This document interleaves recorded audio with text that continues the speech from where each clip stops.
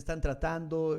Hablemos un poco acerca de cómo va esa agenda legislativa, cómo van los acuerdos, los pactos o los trabajos que ustedes tengan con las demás filas políticas asambleístas. Bueno, hemos logrado, y para bien del país, porque esto le está haciendo bien a la patria, a la provincia y a todo el Ecuador, hemos logrado tener una asamblea que camine, pero que camine con tranquilidad, que no sea un dolor de cabeza para el país. Hemos logrado tranquilizar una asamblea en la que a los años, yo diría más de 14 años, vuelve a ser lo que es un parlamento, donde se viene a hablar, donde se viene a debatir, donde se viene a discutir, a presentar distintos puntos de vista. Ahora mismo pasamos la página a la elección de la presidenta, de la compañera Guadalupe Llori, que es histórico que Pachacutic tenga la presidencia de la Asamblea.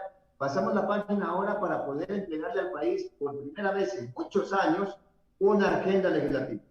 Ayer hicimos la presentación oficial de la agenda legislativa, que es nuestra hoja de ruta de aquí a un año.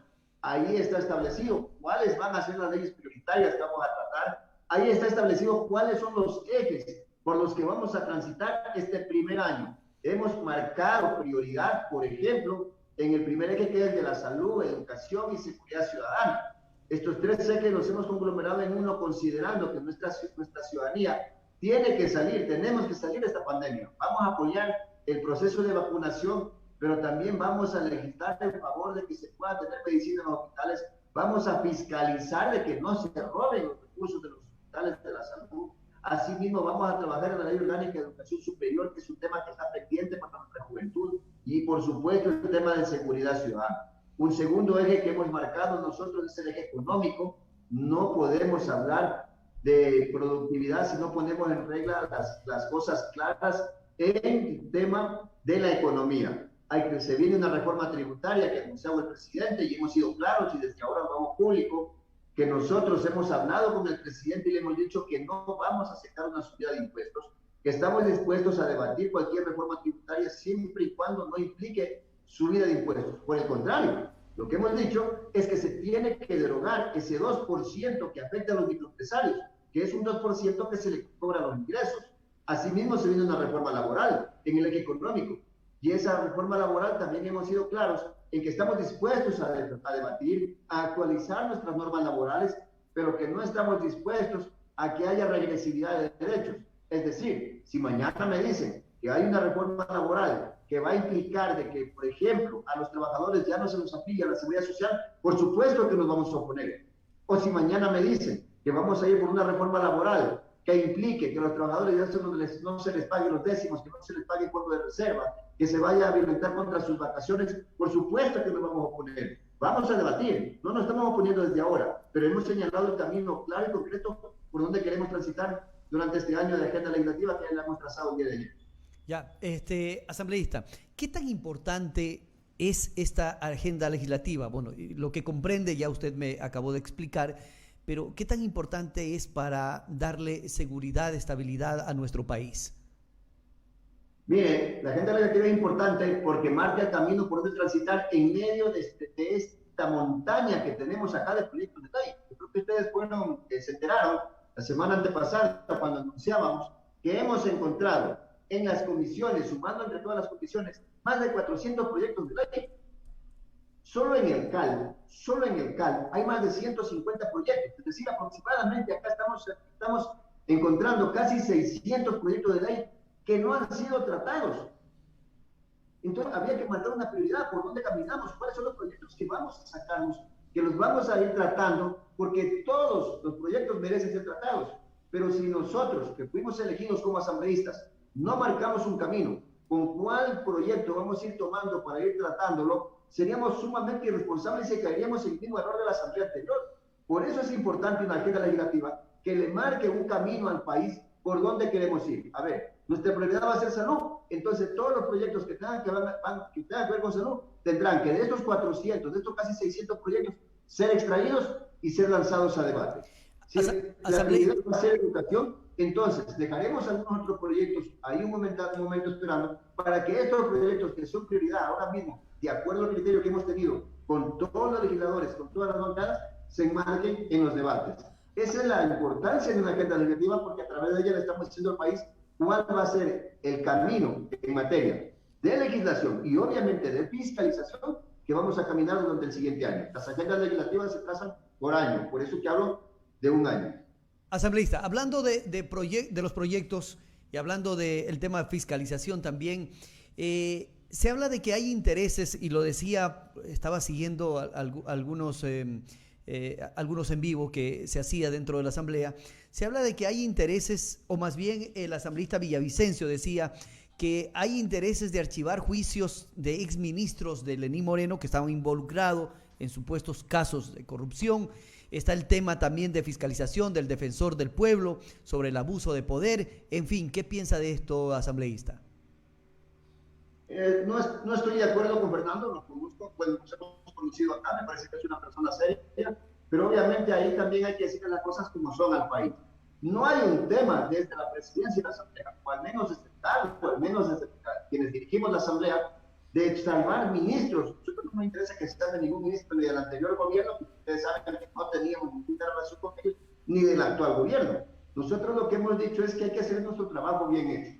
En el caso concreto de lo que denunciaba Fernando Villavicencio, resulta que la documentación que él denuncia, que no la tiene en sus manos, está en la misma comisión que él está. El problema es que la comisión de fiscalización saliente no le hace la entrega oficial a la comisión de fiscalización entrante, que es la que preside Fernando Villavicencio.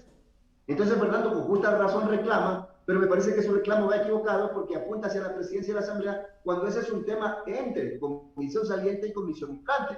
Ahí nos ha tocado intervenir porque no hay de otra manera en este momento, a fin de lograr con los respaldos, con los archivos y con toda la normativa interna que podamos generar, que se acelere esa entrega de información. Pero no tiene nada que ver con la Asamblea como tal. Una vez que él ya tiene eso en sus manos, porque siempre estuvo en la comisión, lo que no hubo fue una entrega oficial. Una vez que él ya tiene en sus manos, esperemos que saque adelante estos juicios políticos que son de relevancia para el país. Eso hay que separarlo un poco con los ministros del gobierno anterior, porque en el caso de los actuales casos que han sido muy sonados, llámese Contralor, llámese Defensor del Pueblo, esos recién están reuniendo esa documentación, recién están por ahí buscando información y todavía ni siquiera han sido ingresados al tal. Así que son dos casos totalmente distintos, pero que en todo caso tenemos toda la predisposición desde la Asamblea de darle la celeridad del caso que la ley establece y que el caso amerita. Claro, porque usted había mencionado que es el Pleno de la Asamblea, obviamente, que tiene que dar paso o resolver estos temas, pero de a poco, como usted ha mencionado, ¿no? Correcto, ¿no? Ya el Pleno de la Asamblea, por ejemplo, le corresponde a la presidenta, cuando le pida a Fernando Villavicencio, decir, este juicio necesito que el Pleno me delegue un interpelante, porque ese es el procedimiento. El Pleno tiene que nombrar una persona, un asambleísta que vaya a ser, a veces, como dicen en el argot popular, de acusador, acá se llama interpelante. La comisión tiene que, el procedimiento correcto es, la comisión de fiscalización analiza qué juicio va a llevar adelante y le pide a la presidenta que la presidenta le pide al Pleno el interpelante. Entonces la presidenta pone en el orden del día un punto de orden en el que se establece nominación del interpelante para el juicio político solicitado por la Comisión de Fiscalización al ciudadano catalán. Y en ese momento se procede a nombrar ese interpelante desde el Pleno. Ese procedimiento no ha llegado a la presidencia de la Asamblea, no ha sido solicitado aún por la Comisión de Fiscalización, pero en el momento que llegue, en el momento que haya el pedido, por supuesto que le vamos a dar paso. El presidente de la República envió el primer proyecto de libertad y ley de comunicación también. ¿Cómo vamos con eso? ¿Ya dio paso el CAL o todavía están tratando ese tema? Es un tema que hay que tratarlo con pinzas, por un lado. En el tema de la ley de comunicación, que ahora le ha puesto por nombre proyecto de ley de libertad de expresión, así se va a llamar, que pretende derogar la actual ley de comunicación. Ojo, aquí una puntualización importante para todos los comunicadores, para los medios. La ley de comunicación sigue vigente, no ha sido derogada. Han derogado el reglamento, pero la ley está vigente, es decir, es plenamente en este momento ejecutable. Lo que ha mandado el presidente es un proyecto de ley que cuando ya se apruebe este proyecto y se deroga el que está actualmente vigente. Pero eso será en el futuro. Actualmente está vigente la ley de comunicación. Ese proyecto de ley está siendo analizado en el CAL. Nosotros tenemos un departamento en el que se analiza la constitucionalidad del proyecto. Una vez que tengamos ese informe, lo someteremos a conocimiento de la comisión, lo pasaremos a la comisión correspondiente si es que cumple los requisitos de constitucionalidad. Si no, será regresado. Esperemos que esté correctamente fundado, pero yo sí le quiero hacer un anuncio al país en ese caso, porque como ese proyecto, vamos a darle el mismo tratamiento al resto de proyectos. Ese proyecto ingresa a la Asamblea, pero eso no quiere decir que porque viene el Ejecutivo va a ser aprobado tal como viene. Hay un análisis. No, acá se va a abrir la puerta a las organizaciones de la sociedad civil para que traigan sus aportes. De hecho, ya hay colegios de periodistas que están preocupados por ese proyecto de ley y que le hemos dicho que no hay que preocuparse porque aquí vamos a abrir las puertas para que incorporen sus puntos de vista. Para los medios comunitarios que ya nos han visitado y que también han manifestado su preocupación, así que le estamos dando esta tranquilidad al país. Nunca más proyectos de ley tratados puertas adentro de la Asamblea. Hoy vamos a abrir las puertas de la Asamblea para debatir de la forma más amplia todos los proyectos de ley, no solamente el de comunicación, sino todos los que vengan, y de tal manera que esos proyectos al final del día salgan enriquecidos por la participación de la ciudadanía y obviamente por la participación de los 137 asambleístas. Abogado, es decir, ustedes como legisladores se van a unir con las respectivas autoridades del gobierno para convocar a mesas de trabajo y más allá que rindan informes, también tratar estos proyectos en conjunto también con las personas involucradas. Por ejemplo, en este caso, nosotros quienes somos medios de comunicación, qué sé yo, con AER, poniendo otro ejemplo, ahora que los transportistas están manteniendo diálogos también con el gobierno, de pronto puede ser con directivos de los transportistas a nivel nacional. Esa es la idea. Cada ley va a contar y le vamos a pedir a la ciudadanía que venga, que haya una asamblea de puertas abiertas, que vamos a escuchar a todos los actores involucrados.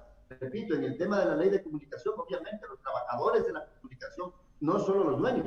En el tema de la ley de comunicación, a los medios comunitarios. En el tema de la ley de comunicación, también, por supuesto, los dueños de medios. Aquí van a ser escuchados todos.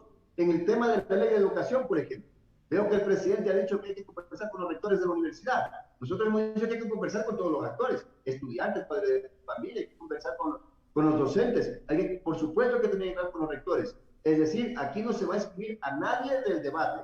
Estos debates tendrán que ser lo más amplios posibles en la ciudadanía a fin de que todos quienes se crean afectados o beneficiados por la ley presenten sus puntos de vista y sobre eso legislaremos. Esta es la nueva cara de la Asamblea. Creo que por eso, la semana pasada, Senato nos presentaba una encuesta en la que ya gozamos del 50%, 56% de aceptación. Hemos logrado levantar la imagen de la Asamblea, pero justamente gracias a este trabajo que vamos haciendo día a poco, muy duro, pero en todo caso con toda la energía que nos ha entregado las personas a través de su votación.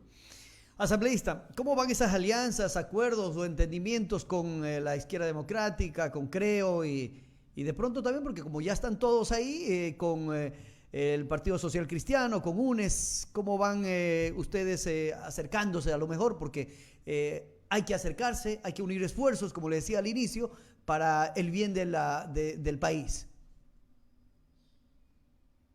Mire, me parece una pregunta muy, muy importante, esta pregunta para el país. Le digo esto porque mucha gente de los ciudadanos comunes han pensado que nosotros tenemos una alianza con el gobierno incluso para tener ministros, o gobernadores, o jefes políticos, o alguna cosa de esta. Debo de ser totalmente claro, y enfático y fresco. No tenemos un acuerdo con el gobierno fuera de la Asamblea. No tenemos un acuerdo para ningún tipo de gobernabilidad, de cogobierno con el Ejecutivo, para nada. El único acuerdo que tenemos con el movimiento CREO es dentro de la Asamblea y nuestro acuerdo no rebasa ese marco de la Asamblea.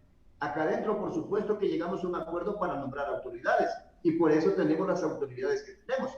El presidente del movimiento CREO ha aceptado que Pachacuti presida la Asamblea en base a un acuerdo y aquí estamos presidiendo la Asamblea. Pero eso no implica de que en ese acuerdo no haya diferencias. Hay diferencias, las dijimos sobre la mesa, creo que eso fue lo más importante de este acuerdo, que supimos decir, a ver, en esto estamos de acuerdo, pero en esto también no estamos de acuerdo. Y el presidente sabe que hay líneas rojas que no vamos a traspasar aún cuando tengamos un acuerdo. Por ejemplo, no estamos de acuerdo con la subida de impuestos. Por ejemplo, no estamos de acuerdo con la regresividad en derechos laborales. Por ejemplo, no estamos de acuerdo con la contaminación de nuestros ríos. Y en ese contexto, el presidente lo tiene claro. pero también hay cosas en las que estamos de acuerdo. Estamos de acuerdo, por ejemplo, en la eliminación de ese tributo del 2% a los microempresarios. Estamos de acuerdo en el libre ingreso a la universidad y en ese aspecto tendrá que venir la reforma de la ley de educación. Estamos de acuerdo que hay que acabar con la corrupción que campea el campo, especialmente de los hospitales, pero también un campo muy importante y que nos pertenece a todos los ecuatorianos, que es el campo de los hidrocarburos y de la minería. Ahí ha habido mucha corrupción y en ese aspecto hemos logrado coincidencias y estamos en este acuerdo. Aquí en la Asamblea han habido dos momentos. Un primer momento que era para elegir las autoridades y que obligaba a un parlamento de verdad, un parlamento en el que se debate, se discute, como es el de ahora, porque este ya no es el parlamento que había antes, en que todas las órdenes venían del Ejecutivo y en el parlamento había que hacerle caso. No, esta es una asamblea totalmente independiente, que delibera en base a lo que opinan sus asambleístas. Ese primer momento ya pasó. En el segundo momento, que estamos viviendo ahora, que es en el que nos toca ponernos de acuerdo para generar, por ejemplo, proyectos de ley, por ejemplo, fiscalizaciones, por ejemplo, la agenda legislativa que presentamos el día de ayer, ahí por supuesto que hemos abierto el abanico para que aquellos que no estuvieron en ese primer momento en acuerdo, ahora estén. La agenda legislativa que sale el día de ayer, que la hicimos pública al país, sale aprobada por todas las bancadas de la Asamblea Nacional y eso es un hito histórico. En medio de las diferencias que tenemos, en medio de todo el cúmulo que tenían los asambleístas de decir, yo quiero que este proyecto se trate el primer año, y todos querían que se trate de sus proyectos el primer año, hemos logrado ponernos de acuerdo en 84 proyectos de ley, que luego de un análisis vamos a ir fusionando unos que son similares y van a quedar en 68. Esa es la riqueza quizás de esta asamblea, que logra empezar a ponerse de acuerdo al interior, indiferentemente de lo que esté pasando con el Ejecutivo. Esta es una asamblea que le está lanzando un mensaje al país de que los ecuatorianos, a pesar de que pensamos distinto, nos podemos unir por el bien del país. Y le ha quedado claro al presidente que nuestra facultad de fiscalización va a ir para los gobiernos anteriores, pero también para el presente. Le hemos dicho que vamos a estar vigilantes de cada funcionario que nombre y lo vamos a fiscalizar a todos los funcionarios. Yo creo que eso es lo que diferencia a esta asamblea de otras en la que le está diciendo las cosas claras y cada quien a cumplir el rol que la población nos ha dado en las urnas. Qué bueno que trabajen así porque sin duda alguna pues ese es el fin de ustedes quienes están en la asamblea, de unir esfuerzos, de trabajar en bien de la ciudadanía y que se creen proyectos que sean de beneficio de los ecuatorianos. Ahora bien, ustedes han tenido dos bajones, por llamarlo así, no sé si cabe el término. El comité ejecutivo del Pachacuti, recordemos que ordenó la expulsión inmediata de las filas a la asambleísta Mireya Pazmiño también, y luego otra segunda baja se dio con, o esa fue la primera baja, con uno de los asambleístas que renunció, dijo quiero ser independiente, uno de los únicos que ustedes tenían por el Guayas. ¿Qué pasó ahí o cómo quedan con esta situación? Sí, son dos casos distintos y no los vamos a ocultar, se lo voy a decir por toda la honestidad y la claridad del caso, porque soy secretario nacional del movimiento Pachacuti y conozco los pormenores.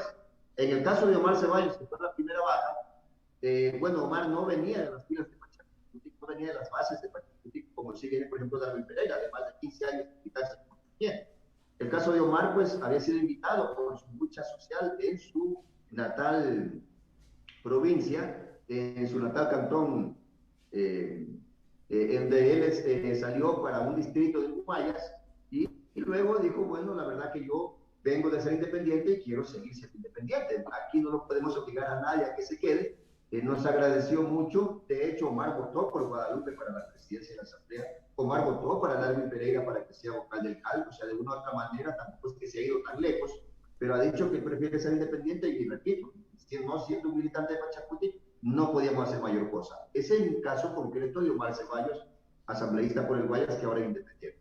En el caso de la señora Mireya Pazmiño, que resultó electa presidenta de la Comisión de Régimen Económico y Tributario, en ese caso sí hay un tema que está sometido a la Comisión de Ética y Disciplina de Pachacuti.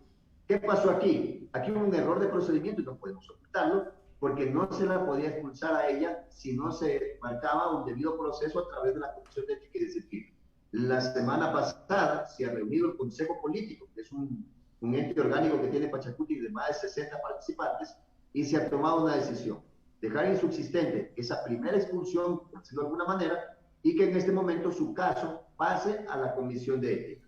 Porque de acuerdo al régimen orgánico de Pachacuti, que son prácticamente nuestros estatutos, establece que solo la Comisión de Ética de Pachacuti podía expulsarla. Entonces ya será la Comisión de Ética la que decida. En consecuencia, en este momento, por decirlo de alguna manera, Mireya sigue siendo de Pachacuti porque mientras la Comisión de Ética no resuelva lo contrario, nadie, absolutamente nadie, puede interferir en esas funciones que tiene la Comisión de Ética.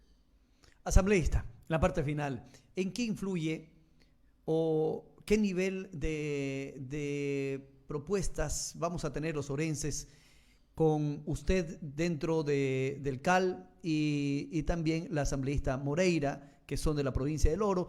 El Oro en muchas ocasiones se ha hablado que ha sido olvidado por ciertos asambleístas que han pasado por este lugar y se ha hecho muy poco, por no decir casi nada, a beneficio de los orenses. ¿Qué influye que ustedes estén ahí dentro del CAL, que estén ocupando estos puestos muy oportunos e interesantes para el bien no solamente de los ecuatorianos, sino también de los orenses? Mire, aquí no hay que irse con rodeos. Esta es una provincia que ha estado abandonada. Me duele mucho decirlo, pero no hemos tenido asambleístas. Lo que hemos tenido acá son cualquier tipo de personas que vinieron a ganarse el sueldo de agache y que no hicieron absolutamente nada. Incluso algunos de ellos aparecieron votando por esa nefasta ley humanitaria, que fue nefasto para la provincia y para el país. Algunos de ellos aparecieron en su famoso listado de repartición de hospitales. Vergüenza deberían darle y deberían pedir culpa a la provincia.